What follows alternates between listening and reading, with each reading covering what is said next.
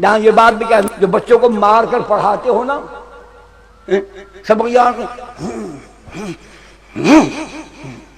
رن کو کھلے کھا کے آئے بوجھنا ان کو کیوں مرے نہیں چبلا ڈنگا.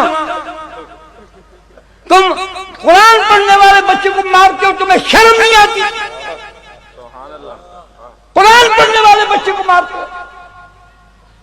نبی نے کیوں نہیں مارا؟ ابو بکر نے کیوں نہیں مارا؟ عبداللہ ابن مسعود نے کیوں نہیں مارا؟ براء ابن عازب نے کیوں نہیں مارا؟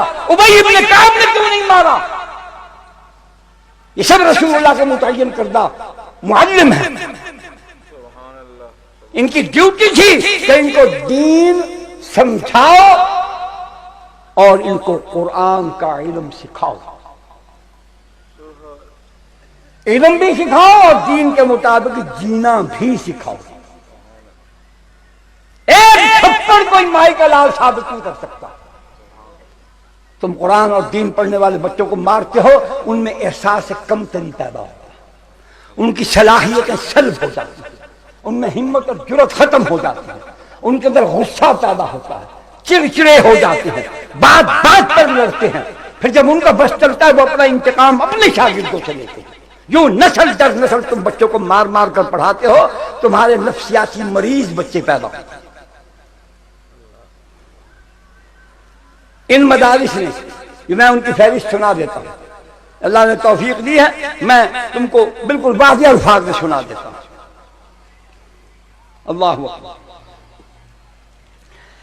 بیعت عقبہ اولیٰ جب ہوئی، جب مدینہ کے لوگ مسلمان ہونے کے لیے پہلی مرتبہ مکہ آئے، تو حضور صلی اللہ علیہ وسلم نے 2 معلم ان پر متعین فرمائے، مصعب بن عمیر اور عبداللہ ابن ام مکتوم، نابینا صحابی کی 2 کو معلم مقرر کیا کہ جاؤ ان کو دین پڑھاؤ، سمجھاؤ، قرآن پڑھاؤ.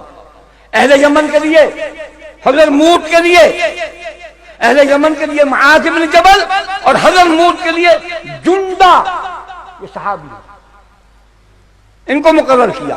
اہل نجران کے لیے عمر بن حرم، اہل قارہ و عزل کے لیے مرشد بن ابی مرشد، عاصم بن ثابت، خبیب بن عدی، خالد بن البکیر، زید بن وشنہ.